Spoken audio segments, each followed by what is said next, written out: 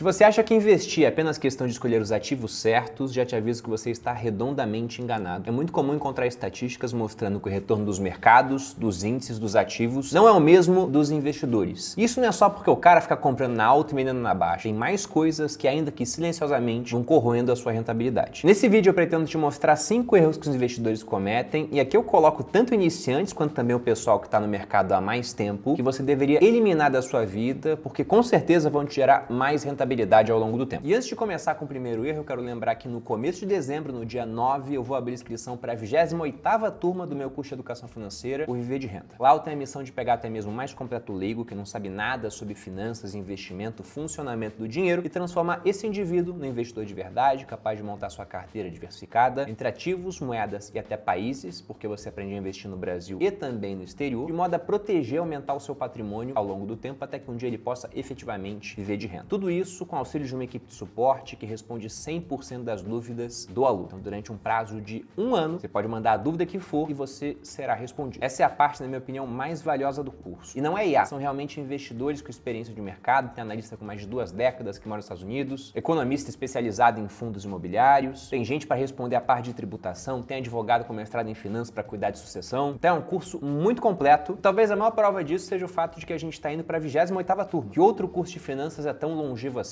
E essa não será a última, nós teremos muitas outras pela frente, até porque o pessoal gosta bastante do meu trabalho e eu também gosto bastante daquilo que eu faço. Para quem quiser entrar na lista de pré-inscrição, lembrando que abre no dia 9, há um link aqui na descrição do vídeo. Agora vamos aos erros. Então, o primeiro deles seria não ter uma metodologia clara de investimentos. Até apresentando aqui um gráfico mostrando o quanto isso é importante, veja que nós temos a bandeira de diferentes países, Estados Unidos, Canadá, Reino Unido, a zona do euro, Austrália, Japão, e aí na primeira fileira na horizontal você tem o número de fundos que estão sendo avaliados e abaixo o percentual de retorno que esses fundos tiveram baseado na alocação do fundo e não simplesmente em quais ativos eles estão comprando e vendendo. E veja que em todos os casos, em vários países submetidos a mercados diferentes, com regulações diferentes, com tributação diferente, no mínimo 80% do retorno dos fundos veio da sua alocação, ou seja, de respeitar uma certa metodologia de investimentos. E na minha opinião, esse é um dos principais erros que o investidor pessoa física comete aqui no Brasil, mas também no mundo. O camarada sempre está se guiando pela dica quente. Primeiro ele vai investir 100% em ações, porque de 2016 até a época da pandemia era moda aqui no Brasil. Só que aí o mercado cai pra caramba, ao mesmo tempo que a economia também sofre um revés grave. Talvez você que era dono de negócio perdeu nas duas pontas, o negócio fechado e a carteira de ações caindo. Aí você resolve mudar. Aí nesse caso, esse cara que era muito radical vende as ações e vai só pra cripto. Primeiro sobe bastante, depois cai 70%. Agora que a renda fixa tá muito bem, ele tá só em renda fixa. Sendo que ele poderia estar comprando ótimas empresas aqui na nossa bolsa, que independentemente da trajetória do Ibovespa, elas têm bons resultados. Uma situação até interessante, porque você tem empresas assim com preços caindo, enquanto os lucros continuam subindo. Ou seja, essas empresas mantêm seus fundamentos. Mas esse cara não quer saber disso, ele só vai migrando de narrativa quente para narrativa quente, sem considerar que o fato da narrativa estar quente já significa que muita gente já está comprada, e nessa hora você é a última a chegar na festa. Se você está comprando alguma classe de ativo porque ela saiu na capa do jornal, saiba que todo mundo já comprou. Então quem faz isso no longo prazo acaba perdendo dinheiro. O que eu acho que é interessante é você respeitar uma certa alocação estrutural, que de tempos em tempos, por conta de mudanças na economia, em certos fundamentos, emergência de outras classes de ativos, mudança de juros no mundo, você pode rever, mas mantenha-se atento ao plano. Se você, por exemplo, definiu que um certo percentual da sua carteira é destinado à renda fixa, outra parte a ações, exterior, criptomoedas, e você vê que uma dessas partes está muito maior que as outras, como por exemplo a renda fixa nesse período, em que o CDI tem um carrego positivo, e se você pega o IFIX aqui no Brasil, está caindo 4%, a bolsa está caindo uns 3%. Então, pensando em rebalanceamento, o correto seria comprar mais daquilo que ficou menor, desde que mantidos os fundamentos dos ativos que você escolheu e tirando o dinheiro daquilo que ficou maior. E pode ser que essas classes de ativos continuem caindo um pouco mais. Agora, para quem se mantém fiel a esse tipo de plano, o resultado costuma aparecer no longo prazo. Segundo erro que o investidor pessoa física comete muito é não colocar inflação na conta. Se eu te pergunto, por exemplo, se um retorno de 20% ao ano é um bom retorno. Se você pensa em dólar, é magnífico, né? Basicamente o retorno que o Warren Buffett teve ao longo das décadas. Se você pensa em real, também é interessante, uma vez que aqui no Brasil, se a gente pega a meta de inflação do Banco Central, se tudo der certo, mas vamos lembrar que raramente as coisas dão certo, a inflação é de 3%. Perto da meta tem 4,5%. O valor realmente que bate é mais alto do que isso. Ainda mais se você não considerar o IPCA, mas sim calcular a sua inflação pessoal, que vai ser muito mais alta porque o IPCA sempre tem aqueles produtos que ninguém quer consumir puxando o índice para baixo. Gasolina subiu 15%, escola das crianças subiu 10%, feijão subiu 18%, arroz está 13% mais caro, mas aí você olha o IPCA, ele está em 5%, porque, por exemplo, a carne de carneiro caiu 40, sendo que caiu 40 porque ninguém quer comprar carne de carneiro, só quer comprar arroz, feijão, gasolina e pagar a escola das crianças. Então o que tem demanda está subindo, o que não tem está caindo, mas o que não tem puxa o índice para baixo. Isso aqui é só questão de matemática. Uma média nunca poderá ser mais alta do que os itens que compõem aquela média. Se eu fizer uma média da altura do pessoal que assiste aqui o canal, um cara tem 1,80 m, 1,70 m, 1,60 m, não tem como essa média dar 2 metros. Ela vai ser puxada para baixo pelos integrantes mais baixos dessa média. É que eu nem estou considerando que governos podem interferir no cálculo do IPCA, até mudando essa cesta de consumo ou fazendo coisa pior, né? Mas voltando aqui ao ponto, enquanto 20% em dólar é muito bom, 20% em real é legal, 20% em pesos é nada. Você tem um retorno negativo, na verdade. Porque de que adianta ganhar 20% se a inflação do país está em 200? E aqui a gente está pensando somente em um ano, mas vamos lembrar que assim como você tem juro composto em investimento, você tem juro composto também em inflação. É um juro composto da destruição do poder da moeda. Então, se por exemplo você tem um índice de inflação de 4% ao ano, passados 10 anos, o preço dos itens estará quase 50% mais caro em comparação ao início da década. E veja que eu usei uma inflação de 4% aqui. Se você pega a inflação média do plano real, ela é mais alta do que isso. Se pega antes do plano real, então, aí ela é simplesmente um absurdo. Eu gosto sempre de lembrar que se você for no site do IBGE e pesquisar o acumulado do IPCA de 1980 até 94, começo do plano real, você acha um incrível número de 13 trilhões de inflação aqui no Brasil. Se uma inflação de 100% são preços dobrando, quantos preços tem que subir para que nós tenhamos uma inflação acumulada de 13 trilhões? Pois é, a gente conseguiu isso e sem passar por uma guerra, porque geralmente episódios hiperinflacionários vêm em consequência de guerras, onde você tem simplesmente a estrutura produtiva arruinada e o governo imprimindo papel moeda pra caramba para tentar pagar o custo do conflito. Inclusive, pensando nessa questão de colocar a inflação na conta, eu tenho uma regra de bolso que acho interessante que você conheça. E ela é muito simples, mas pode te poupar de muitos problemas. A regra é a seguinte: se você for fazer dívida, faça pré-fixada. Se você for investir, prefira pós-fixados ou indexados à inflação. Poxa, Bruno, por quê? Porque se no Brasil a gente voltar a ter um episódio hiperinflacionário, o que não é o meu cenário base. Agora, eu acho que a inflação pode ficar mais alta por mais tempo. A gente já teve, nos últimos 10 anos, 2 anos de inflação de mais de 10%, 2015 e 2021. Então, se você pega um pré-fixado que te dá um retorno de 10% ao ano, nesse ano de inflação 10%, o retorno real dele foi zero. Se você pega um pré-fixado que tem um retorno menor do que esse, agora no mercado não tem, mas na época pós-pandemia nós vimos pré-fixados oferecendo 5, 6, 7% ao ano, o retorno ele foi negativo. Então, no Brasil, devido ao nosso histórico inflacionário e também ao nosso ambiente político, eu não acho interessante você ficar focando muito em pré-fixados. Não é que você não possa pegar, mas na minha opinião deveria ser sempre alguma coisa menor dentro da sua carteira. Agora veja que se para investir pode ser ruim, é melhor pegar indexado à inflação, que vai ter um certo reajuste, ou pós-fixados ligados à Selic, ao CDI, porque essas taxas costumam subir para conter a inflação, desde que você tenha um Banco Central, um comitê de política monetária sério, é o que acontece. No caso de uma dívida pré-fixada, você acaba tendo a ajuda da inflação, porque se você faz um financiamento que custa 10% ao ano e a inflação passa de 10%, naquele ano a inflação pagou sua dívida. É o que acontece com muita gente que fez o FIES, aquele financiamento estudantil lá atrás, com juros de 4, 5, 6% ao ano. Em um ano de inflação muito forte, basicamente você não teve juros. Até teve, mas não foram juros reais, foram juros negativos. Então por isso que eu sigo essa regra, ela já me poupou muita dor de cabeça e já vi o contrário acontecer com pessoas que não seguem. Era o cara que fez um financiamento lá atrás, ao invés de pegar uma taxa pré-fixada na época da pandemia de 7, 8%, ele simplesmente quis pegar um IPCA mais alguma coisa. Financiou uma casa por IPCA mais 4, o que no momento atual seria até uma taxa baixa. Mas o ponto é que o IPCA passou de 10% durante um certo período. Teve gente que fez ainda pior, pegou IGPM mais uma certa taxa. O IGPM chegou a passar de 20, bateu quase 30, se eu não me engano, deixando esse camarada em maus lençóis. Felizmente, ele poderia ainda fazer uma portabilidade de financiamento para mitigar o problema. Mas ele simplesmente poderia não ter tido essa dor de cabeça se seguisse essa regra: dívida pré-fixada, investimentos em renda fixa, pós-fixados ou indexados à inflação. Terceiro erro que os investidores cometem: negligenciar o custo de oportunidade. Obviamente, ninguém tem dinheiro infinito. Até mesmo o homem mais rico do mundo tem recursos limitados, escassos. Então, se você decide comprar o ativo A, você está deixando de investir no ativo B, C, D, E. Ah, não, mas eu posso investir menos no A para investir no restante. Ok, mas veja que você está fazendo escolhas, alocando menos um certo ativo para poder contemplar os outros dentro da sua carteira. E justamente por não pensar nesse tipo de coisa, as pessoas acabam carregando uns ativos que não têm mais fundamento pro longo prazo, sendo que poderiam vender aqueles ativos para alocar o dinheiro naquilo que deve subir mais ao longo do tempo. Isso também acontece muito por conta de um viés cognitivo, uma maneira como a nossa mente funciona, chamado aversão à perda. Principalmente o investidor iniciante, ele não quer realizar um prejuízo. Ele fala: não, comprei a ação por, vamos dizer, 100. Ela caiu para 50. Perdeu os fundamentos, talvez nunca mais volte a 100. Ele fala: não, vou esperar e vou vender quando ela chegar no meu preço médio. Ou ele compra mais para baixar esse preço médio, mesmo não tendo fundamento para isso. Sendo que ele poderia pegar tanto esse recurso novo quanto o recurso antigo, basta ele vender e realizar prejuízo, e comprar numa posição que tenha mais fundamento. Eu, por exemplo, já realizei prejuízos em certas classes de ativos, anotei aquilo para deixar na minha declaração de imposto de renda, vou até mostrar um pouco aqui na tela como é que você pode fazer isso com o auxílio de um programa que eu uso, o MyProfit, e comprei outras classes. Por exemplo, eu comecei esse ano com uma alocação muito pesada em Bitcoin. Mostrei lá no Instagram, também comentei aqui um vídeo do YouTube, que eu tava com 80% em Bitcoin no começo do ano. E não tem mágica, não chegou dinheiro novo nesse montante gigantesco para que eu pudesse só comprar Bitcoin sem vender o restante. Eu fiz escolhas, tirei dinheiro de certas classes de ativos para colocar em Bitcoin. E no final o que aconteceu, além de ter um ativo novo, que é esse prejuízo que eu posso usar para compensar lucros futuros em certas classes, o Bitcoin em dólar tá subindo 120% no ano. Em real chega a uns 150. Agora o cara que fica pegado a posições que perderam fundamento, sem pensar que esse dinheiro poderia ir para novas posições com fundamento, que vão dar um resultado muito melhor do que essas, ele acaba não pegando isso. O que casa também com o nosso erro 4, que é negligenciar o impacto da tributação, dos impostos e não utilizar corretamente a compensação de prejuízo. A maior parte dos investidores, eles não ficam considerando o impacto de imposto. Se você pega até os fundos, quando vou divulgar os seus resultados, se você pega um multimercado, um fundo de renda fixa, que sofrem a ação do Come Cotas, a cada semestre lá no final de maio e de novembro você tem um desconto de no mínimo 15% do lucro, isso não aparece para o investidor. Nos simuladores de rentabilidade, eles não colocam Come Cotas. A única coisa que aparece lá é o impacto da taxa de administração e da taxa de performance. Só que essa parte é extremamente importante, porque o dinheiro que você paga de tributo, ele sai do seu bolso e para de trabalhar para você. Então, por não considerar o impacto da tributação, muita gente tem posições em fundos multimercados, sendo que na mesma gestora tem uma previdência privada com a carteira muito similar que não tem o impacto do Come Cotas, porque previdência não sofre com isso. E que no longo prazo, e aí tem que ver se o cara tem objetivo de longo prazo ou se ele pretende tirar no curto prazo, médio prazo, mas que no longo prazo vai pagar inclusive menos imposto, porque na tabela regressiva pode chegar até 10%.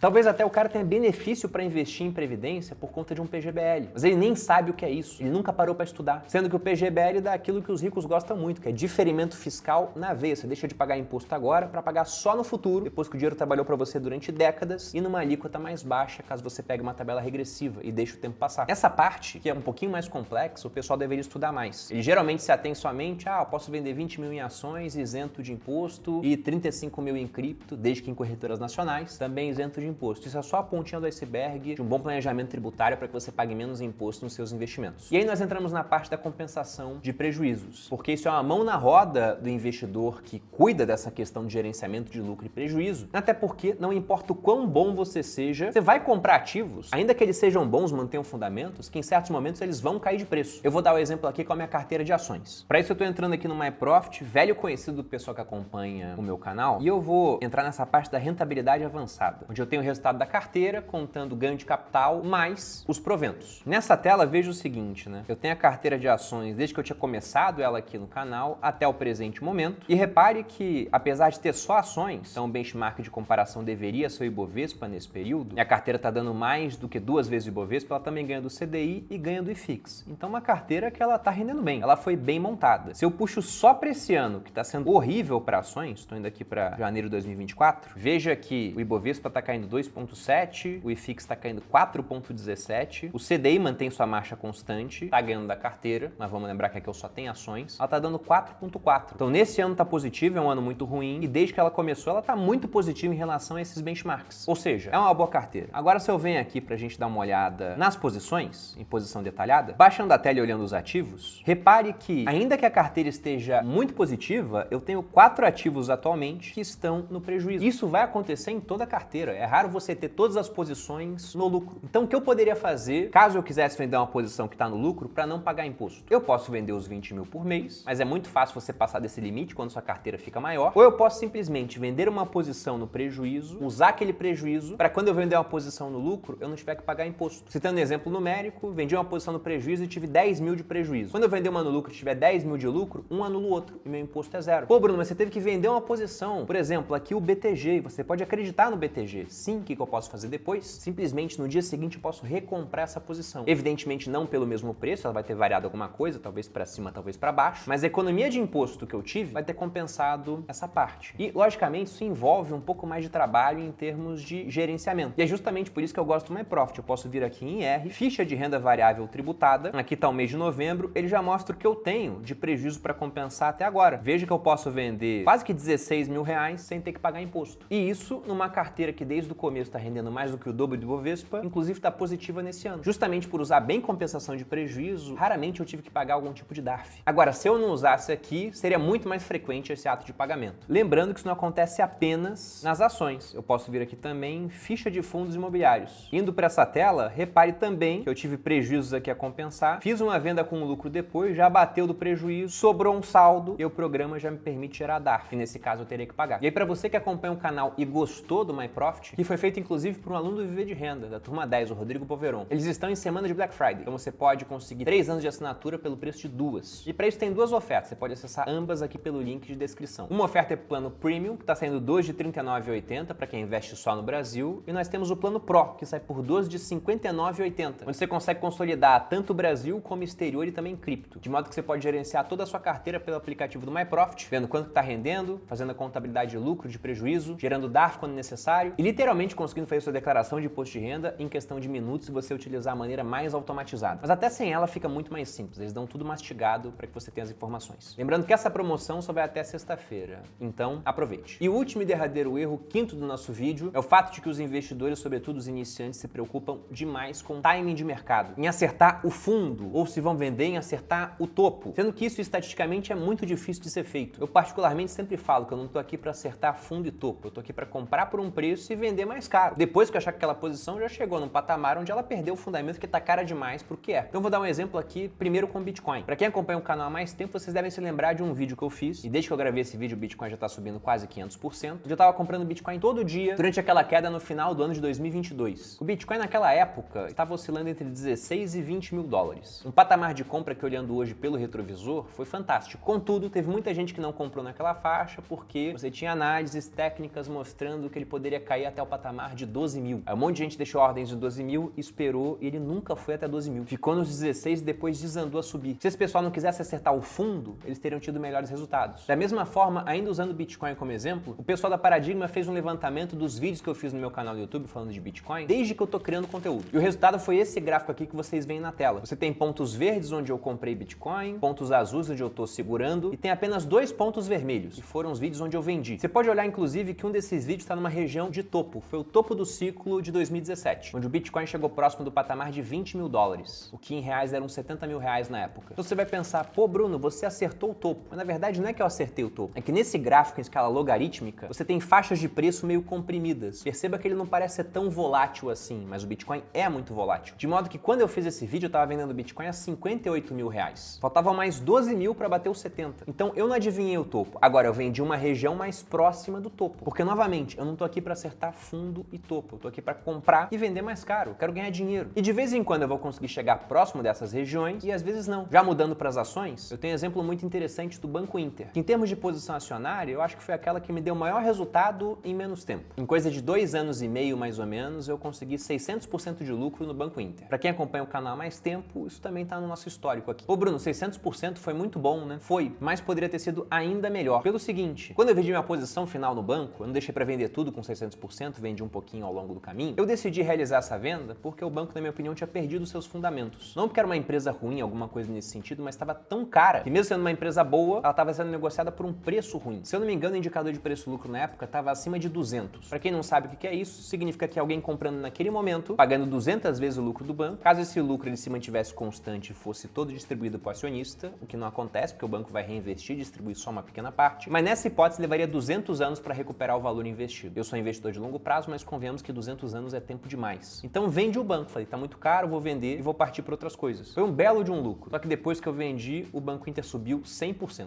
De modo que se eu tivesse continuado comprado, de 600 eu teria ido para 1.200% de lucro. E lógico que aquilo dói, mas dificilmente eu acertar aquele timing. Só que depois que o Banco Inter bateu esse topo, a cotação do banco mergulhou e chegou a cair próximo de 80%. E como eu tinha vendido, eu não participei dessa queda, felizmente. Lembrando que numa queda de 80%, se você comprou nesse topo, apenas para recuperar o patrimônio investido, você precisaria de uma subida de 400. Então, a não ter esse preciosismo de fundos e topos, de vez em quando você vai deixar dinheiro na mesa. Mas no longo prazo, isso costuma ser o melhor tipo de política. Perder o fundamento, sai da posição. É o que eu costumo fazer. Bom, a verdade é que dá até para continuar esse vídeo com uma série de outros erros, principalmente ligados a viés cognitivos dos investidores. Para quem quiser um conteúdo assim, deixa aqui nos comentários, eu posso fazer mais para frente aqui no canal. Mas eu gostaria de saber também, na sua opinião, qual é o grande erro que o investidor comete. Citando apenas um aqui nos comentários. Como eu sempre gosto de lembrar, se vocês aprendem comigo, eu também sempre aprendo vendo os comentários de vocês. Muito mais com certos comentários do que com outros, né? Tem alguns totalmente dispensáveis, mas enfim. Espero que tenham gostado desse conteúdo. Se gostou, deixe seu like, se inscreva aqui no canal. Um grande abraço e até a próxima.